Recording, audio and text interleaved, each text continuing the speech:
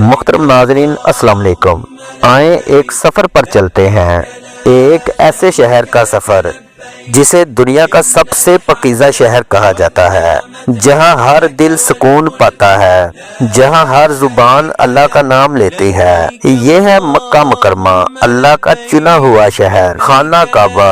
یہ اللہ کا وہ گھر ہے جسے حضرت ابراہیم علیہ السلام اور ان کے بیٹے حضرت اسماعیل علیہ السلام نے بنایا تھا۔ آج دنیا کے لاکھوں کروڑوں اربوں خربوں مسلمان اسی کی طرف رخ کر کے نماز پڑھتے ہیں، اور جب یہاں پہنچتے ہیں تو اسے دیکھ کے بے ساختہ آنکھوں سے آنسو نکل آتے ہیں۔ کعبہ کے کونے میں ایک کالا پتھر ہے، اسے حجر اسود کہا جاتا ہے۔ یہ پتھر جنت سے آیا ہے۔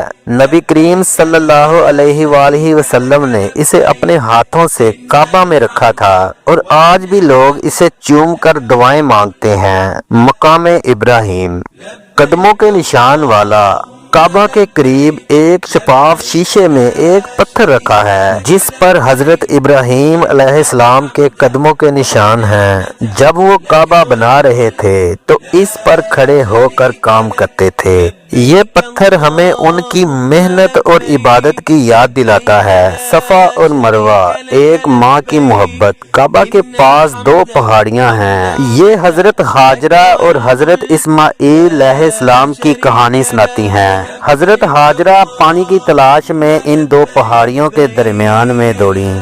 آب زمزم کی ابتدا اس وقت ہوئی جب حضرت ابراہیم علیہ السلام نے اللہ کے حکم پر اپنی بیوی حضرت ہاجرہ اور شیر خور بیٹے حضرت اسماعیل علیہ السلام کو مکہ کی بے آب و گیار وادی میں چھوڑ دیا۔ اس وقت وہاں نہ پانی تھا نہ کوئی جاندار مخلوق۔ جب حضرت ہاجرہ کا پانی ختم ہو گیا اور بچہ پیاس سے تڑپنے لگا تو وہ 7 بار صفا اور مروہ کے درمیان دوڑیں پانی کی تلاش میں۔ اسی دوران حضرت اسماعیل علیہ السلام نے اپنی ایڑی زمین پر ماری تو زمین سے ایک چشمہ نکل آیا، تو اللہ تعالیٰ نے ایک معجزہ دکھایا۔ یہی چشمہ آج آب زمزم کے نام سے جانا جاتا ہے۔ زمزم کا مطلب ہوتا ہے رک جانا یا ٹھہر جانا۔ حضرت ہاجرہ علیہ السلام نے جب چشمے سے پانی نکلتے دیکھا تو انہوں نے کہا زمزم یعنی ٹھہر جا، تاکہ پانی ضائع نہ ہو۔ اللہ تعالیٰ نے اس پانی میں ایسی برکت عطا فرمائی کہ وہ آج تک جاری ہے۔ مکہ کے قریب ایک پہاڑ ہے جسے جبل نور کہتے ہیں۔ اس پہاڑ پر ایک چھوٹی سی غار ہے، غار ہرا۔ یہ وہ غار ہے جہاں نبی کریم صلی اللہ علیہ وآلہ وسلم کو پہلی وحی نازل ہوئی۔ فرشتہ جبرائیل علیہ السلام آئے، یہیں سے قرآن کا آغاز ہوا۔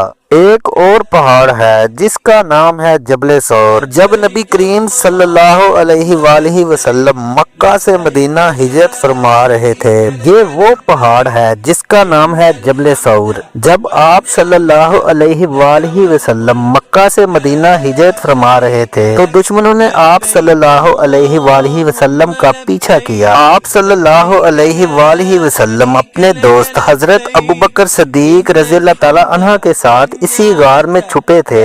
اللہ تعالیٰ نے آپ صلی اللہ علیہ وآلہ وسلم کی حفاظت کی اور مکڑی نے غار کے منہ پر جالا بن دیا۔ مکہ مکرمہ کے باہر کچھ خاص جگہ ہیں جہاں ہر سال حاجی پوری دنیا سے آتے ہیں۔ یہ ہے مینا جہاں حاجی شیطان کو کنکریاں مارتے ہیں۔ یہ ہے مقام عرفات جہاں حاجی اللہ سے معافی مانگتے ہیں اور دعا کرتے ہیں۔ یہ مزدلفہ کا مقام ہے جہاں وہ کھلے آسمان تلے عبادت کرتے ہیں۔ یہ حج کا بہت اہم حصہ ہے۔ عرفات میں ایک مسجد ہے، یہاں نبی کریم صلی اللہ علیہ وآلہ وسلم نے حج کے موقع پر آخری خطبہ دیا تھا، جسے خطبہ حجۃ الوداع کہا جاتا ہے۔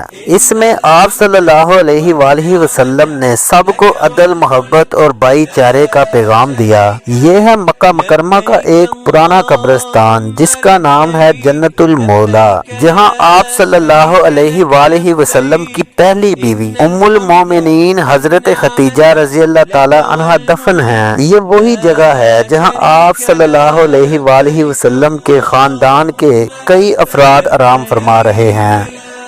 مکہ صرف ایک شہر نہیں، یہ دلوں کا مرکز ہے۔